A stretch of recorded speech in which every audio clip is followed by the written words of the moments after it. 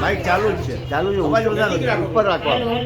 બસ હું છું PSI Jain Chavda, open police સ્ટેશનથી અમે આવીએ છીએ.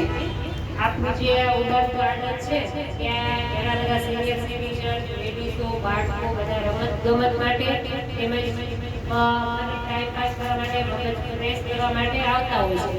એટલે અમે લોકો પણ અવારનવાર સિનિયર સિટીઝનની મુલાકાત માટે, લેડીઝોની મુલાકાત માટે અમે ઉડાન ગાર્ડન છે તે અસર કરતા હોઈએ છીએ. અત્યારે અમે લોકો પેટ્રોલિંગમાં જતા હતા ત્યારે અમે જોયું કે સારું પ્રોગ્રામ ચાલુ છે, એટલે અમને પણ એવી ઈચ્છા થઈ કે અમે તમારા લોકોને અને બધા અહીંયા ગોપાલ મુલાકાત લેવો છો? હા, ગોપાલ વિસ્તાર. ગોપાલની આપણા નજીકના વિસ્તારના છીએ. ઓલમોસ્ટ 78 વર્ષની ઉંમર સુધીના છે.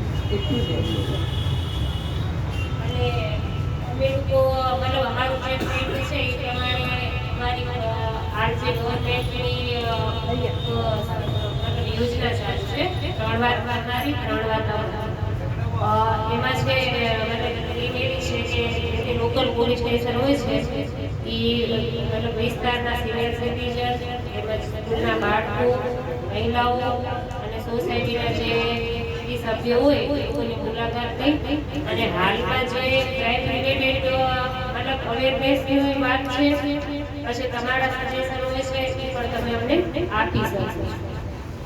હાલ જે અમારા ધ્યાનમાં આવેલું છે મતલબ જે મેટર એમાં છે હાલમાં ડિજિટલ અરેસ્ટ એનું બહુ સ્કેમ ચાલે છે અને એમાં મતલબ આપણે ગુજરાત પોલીસને સફળતા પણ મળેલી છે કે એમને આઈડેન્ટિફાઈ કરી અને લોકોને મતલબ એના વિરુદ્ધ કાયદાકીય કાર્યવાહી કરવામાં આવેલી છે.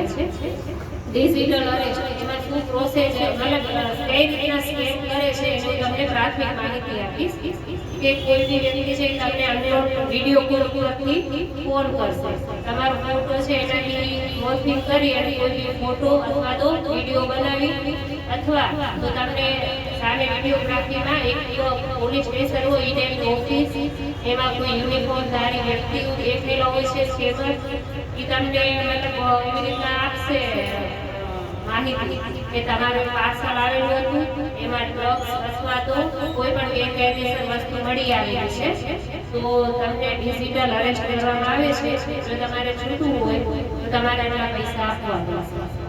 અને એવી રીતના ગુજરાત અને ઓલ ઇન્ડિયામાં ઘણા બધા લોકો આ ક્રાઇમનો ભોગ બનેલા છે. એ ન બને એના માટે કોઈ પણ ગવર્મેન્ટના કોઈ પણ કાયદા મુજબ કોઈ પણ વ્યક્તિને ક્યારે પણ ડિજિટલી અરેસ્ટ કરવામાં આવતા નથી.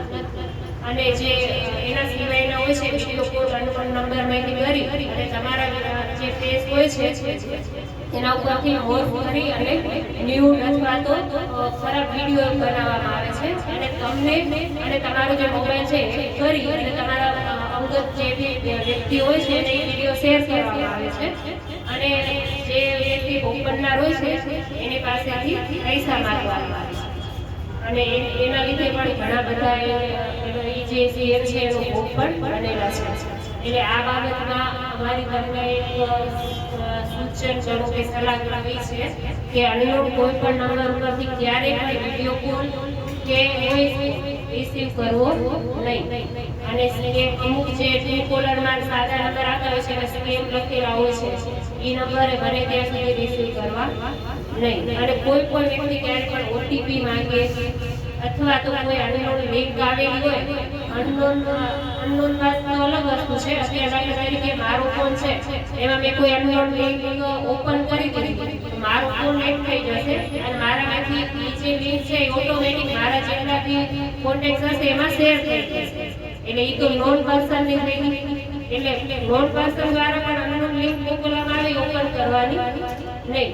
આ એક મતલબ હાલમાં જે સ્કેમ થઈ રહી છે એનાથી બચવા માટે હાલની તકેદારી છે.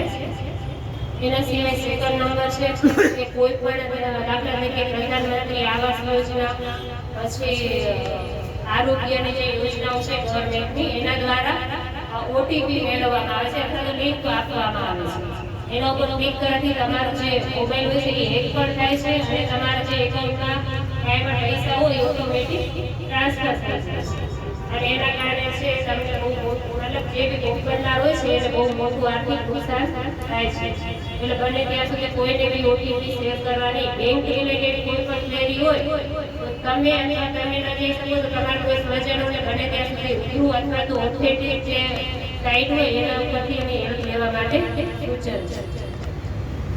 અને આ સિવાય દાખલા તરીકે કોઈ વ્યક્તિ મતલબ આ જે આઈટી એક્ટના ગુના છે એના કોઈ ભોગ બની એની જોડે કોઈ એવું સ્કેમ થઈ ગયું તો શું કરવાનું? તો તાત્કાલિક ધોરણ મુજબ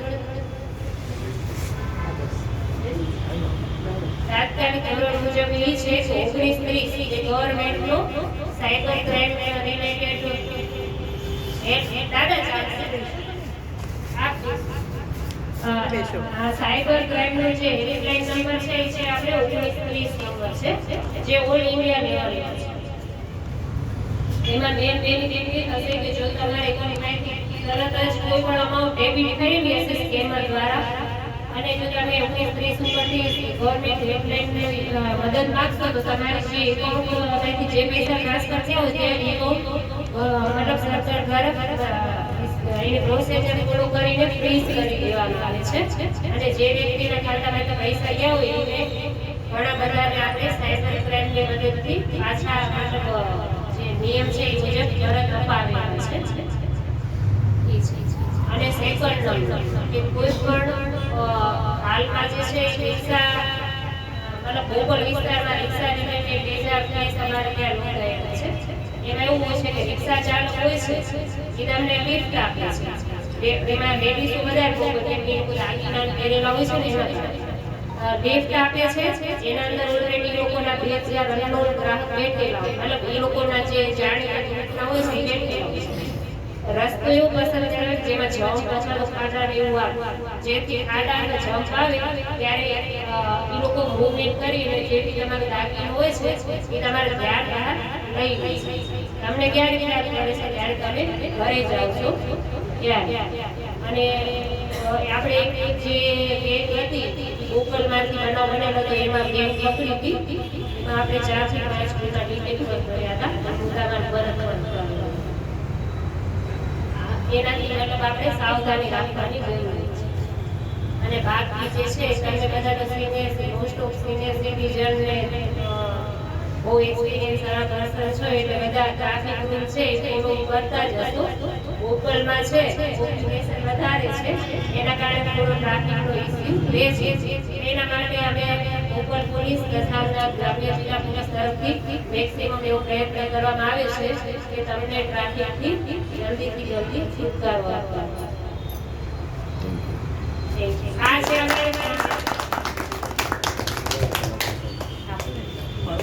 અને બાકી જે કોઈ પણ મતલબ સિંગલ સિનિયર સિટીઝન